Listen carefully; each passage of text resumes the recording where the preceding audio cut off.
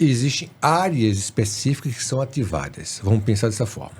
Você tem 2 hemisférios e tem áreas específicas que são ativadas por alguma necessidade. Né? Alguma necessidade faz, né, que essas áreas, porque nós estamos falando de neurônios, quando você fala biologicamente é isso.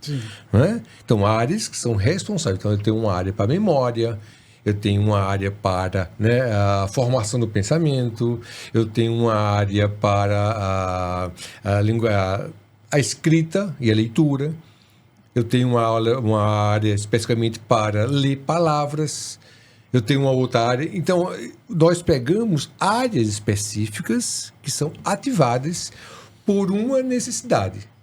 Aí você fala, mas que necessidade? Necessidade com relação com o meio. É o meio que vai gerar uma necessidade que essas áreas são ativadas. Por exemplo, você está com a caneta na mão, você está escrevendo. Nem todo mundo consegue fazer isso. 17% da população mundial não consegue fazer isso que está fazendo.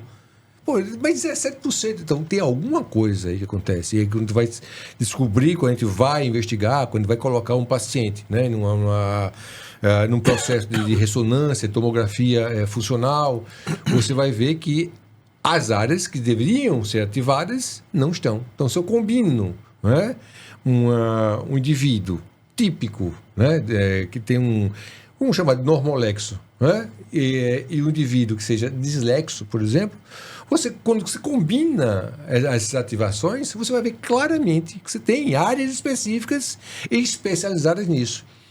Você pega o dislexo, né? Você tem 2 hemisférios. Tem uma questão estrutural, entra na tua questão. Né? Você pega o hemisfério esquerdo do cérebro. Ele deveria ser, no indivíduo, igual ou maior do que o hemisfério direito. Certo? Quando você compara cérebro dislexo, quando você faz um mapeamento, você vai ver que ele é um pouco menor. Mas tudo bem, e não é isso que vai gerar dislexia. Não só dislexia, isso vai gerar um grande problema. Tá? Mas quando você vai ver que o dislexo, por exemplo, quando não consegue ativar áreas específicas do hemisfério esquerdo, ele não consegue desenvolver adequadamente. Ele vai desenvolver, mas não consegue desenvolver adequadamente a leitura e a escrita. Então, se um disléxico vai ler, né, perspectiva, ele vai tentando. Ele não consegue, né? Então ele não consegue. Tem algo que acontece nesse processo, né, de transformação, né, e da interpretação dessas formas, porque isso aqui são formas apenas. Então ele vai aqui, epetiva, ele vai tentando. Olha só, são pessoas extremamente inteligentes, todo dislexo é muito, mas muito. Aplica um teste de QI no dislexo, ele vai estar acima da média. Mas qual é o problema? Leitura e escrita. Olha que coisa incrível. Né? Aí você pergunta, mas por que apenas isso? Né? Essa dificuldade da leitura e da escrita. Porque leitura e escrita não é natural do ser humano. Entende? Isso foi desenvolvido. Não é natural. A linguagem, ela é natural do ser humano. Né? Ninguém ensina uma aranha a tecer teias. Ninguém vai ensinar a linguagem a uma criança. Nós, ilusoriamente, acreditamos que nós fazemos. Nós estudamos a língua portuguesa, a gramática, nós corrigimos, mas existe, na realidade, áreas especializadas que são desenvolvidas naturalmente. Entende? Então, isso foi muito estudado, né? Muito estudado, desde a perspectiva do estudo de crianças selvagens, né? Desde a perspectiva que o próprio Chalmers coloca. Quem está falando, Slânio e os nossos espectadores aqui do podcast, nós estamos falando de teorias. Né? E a riqueza é essa. Nós não estamos trabalhando com verdades únicas e absolutas. São doutrinas, não é o nosso caso. Mas são teorias. Você pega a questão das crianças selvagens, por exemplo. O mais famoso foi Vitor, né? Vitor de Averon. Ele foi capturado com mais de 14 anos, acredita-se. Foi investigado por Pinel, o médico psiquiatra da época, o médico, né, super... tinha um conhecimento para a época muito grande. E Pinel, não, essa criança é surda.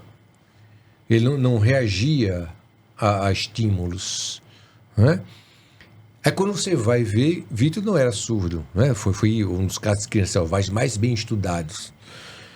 Olha só. E um aluno do Pinel, Jean-Marc Tard, fez um diário, né, de uma precisão, né, de um trabalho que ele fez com o Vitor. E Vitor nunca aprendeu, né, a ler nem escrever. Vitor nunca desenvolveu nem a linguagem. Né? Olha que coisa incrível. Ele tentou, inclusive, condicioná-lo. Um copo de leite, né? E o Vitor chegou um momento que ele emitia leite. Né? O som. Mas o som não adianta. Eu preciso ter o conceito. Ele não sabia o que era leite. Ele apenas repetia o som leite, mas ele não desenvolveu. Quando você pega a questão, né, do próprio Chomsky, e a ideia que a linguagem é desenvolvida até a puberdade, ele joga essa perspectiva, né, que tem que ser desenvolvida, não é que é desenvolvida, tem que ser desenvolvida até a puberdade. Você vai jogar o Vitor na história e você vai ver que Vitor não desenvolveu a linguagem. Vitor morreu com 50 e poucos anos. Aí, na década de 70, nos Estados Unidos, uma criança é encontrada em uma casa, trancada no quarto, uma menina de pseudônimo Jeanne, e foi um auê na época. Imagine, isso em 1970. Dois monstros, eu não posso chamar de pais, né? Pai e mãe têm um papel crucial na vida de um ser humano. A menina foi criada amarrada em uma cadeirinha, estava com 13 anos de idade. Ela saía do berço, botava na cadeirinha, amarrava, a cadeirinha tinha um fundo com buraco, quando ela fazia as necessidades, à noite a mãe desamarrava e botava ela na cama. 13 anos. Essa situação, mal sabia andar. Não é? Olha que coisa incrível. Qual é a grande questão? Vitor, em 1800, e Jeanne, em 1970. Muito parecido. A dinâmica era muito parecida. Isso, sabe, os linguistas da época ficaram loucos para compreender esse processo. E está gerando essa discussão, e gerou, na época, essa discussão que nós estamos tendo agora. Sim. Né?